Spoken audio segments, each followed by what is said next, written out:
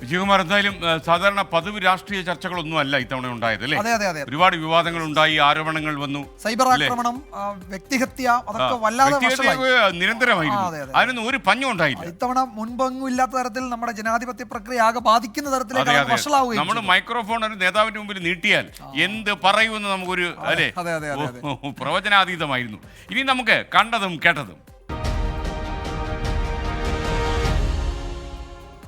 കേവലം ചുവരെഴുത്തിൽ നിന്നും മൈക്ക് അനൗൺസ്മെന്റിൽ നിന്നും ഒക്കെ തെരഞ്ഞെടുപ്പ് പ്രചാരണത്തിന് എന്ത് വലിയ മാറ്റമാണ് ഇത്തവണ ഉണ്ടായിരുന്നത്. ഒരു വശത്ത് ആരോപണ പ്രത്യാരോപണങ്ങളും വിവാദങ്ങളും ഒക്കെ തുടരുമ്പോഴും മറുവശത്ത് പ്രചാരണം വൻ ആഘോഷമാക്കി.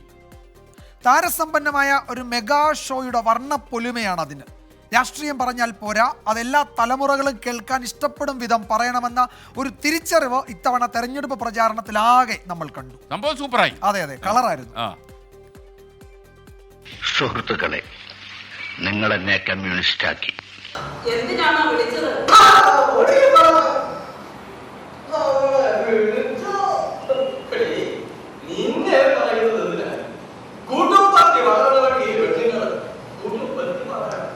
രാഷ്ട്രീയ പ്രചാരണത്തിന് എന്നും കല തന്നെ മികച്ച മാധ്യമം.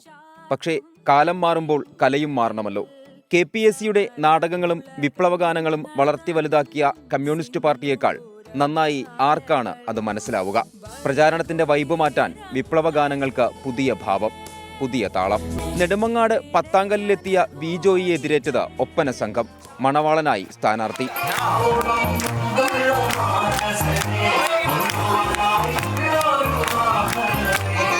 പരമ്പരാഗത രാഷ്ട്രീയ ശൈലികളോട് വിമുഖതയുള്ള ജൻസിയെ ആകർഷിക്കാൻ പാരഡി ഗാനങ്ങളൊന്നും പോരാ. പന്നിനു വേണ്ടി പ്രചാരണ സംഘം ഒരുക്കിയത് കിടിലൻ റാപ്പ്.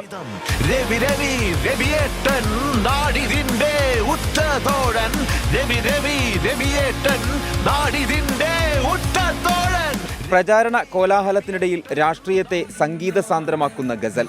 ഹാർമോണിയം മീട്ടി അലോഷി പാടുന്നു പൊന്നരിവാളം വിളിയിൽ.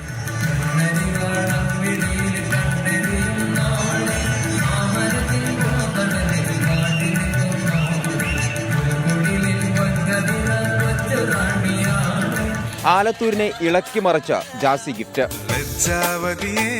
നിന്റെ കള്ളക്കടക്കണ്ണിൽ ലജ്ജാവതിയെ, നിന്റെ കള്ളക്കടക്കണ്ണിൽ താഴമ്പൂവോ താമരത്താരോ തേനോ തേനിലാവോ. കോൺഗ്രസിന്റെ സ്വന്തം സെലിബ്രിറ്റിയാണ് രമേഷ് പിഷാരടി. വാക്കിന് വാക്ക്, പാട്ടിന് പാട്ട്. പാടുന്ന പിഷാരടിക്കൊപ്പം പെട്ടുപോയ രാഹുൽ മാങ്കൂട്ടത്തിലും PK ഫിറോസും ശബ്ദം പുറത്തുവരാതെ ചുണ്ടനക്കി ഒരു വിധമാണ് കഴിച്ചിലായത്. പ്രസംഗമായിരുന്നെങ്കിൽ ഇരുവരും തകർത്തേനെ. ചിന്ന ചിന്ന ആസൈ ചിറകടിക്കുമാസൈ മുത്ത് മുത്ത് ആസൈ മുടിഞ്ഞു വിട്ട ആസൈ. അങ്ങനെയെങ്കിൽ രാഷ്ട്രീയ വേദിയിൽ ഞങ്ങൾ അവതരിപ്പിക്കുന്നു നിങ്ങളുടെ പ്രിയതാരം ശോഭനയെ എന്ന് രാജീവ് ചന്ദ്രശേഖർ. പാർട്ട് ടൈം അഭിനേതാക്കളായ പന്നിനെയും രാജ്മോഹൻ ഉണ്ണിത്താനെയും മാറ്റി നിർത്തിയാലും മത്സരരംഗത്തുള്ളത് 3 സിനിമാ താരങ്ങളാണ്. പാട്ടും ഡാൻസും കുറയാൻ പാടില്ലല്ലോ.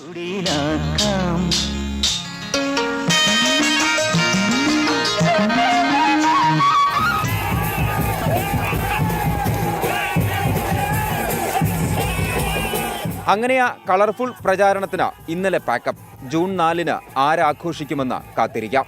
Election desk 24. എന്തായാലും വിജയ, ഇത് അക്ഷരാർത്ഥത്തിൽ കളറായി പൊളിച്ചു.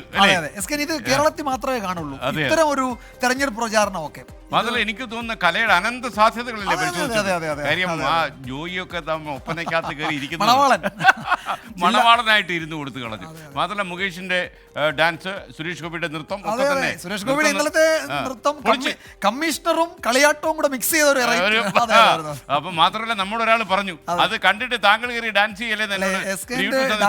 ഇന്നലെ വെച്ച സ്റ്റെപ്പ് ഗംഭീരമായിരുന്നു. അത് വീണ്ടും കാണണമെന്ന് ഇലക്ഷൻ സ്റ്റാൻഡിനിടെ ചില പ്രേക്ഷകർ ആവശ്യം. അതിന്റെ അടിയിൽ വേറെ ആൾ എഴുതിയായിരുന്നു, മേലാൽ അതും കൊണ്ട് ഇറങ്ങരുത്.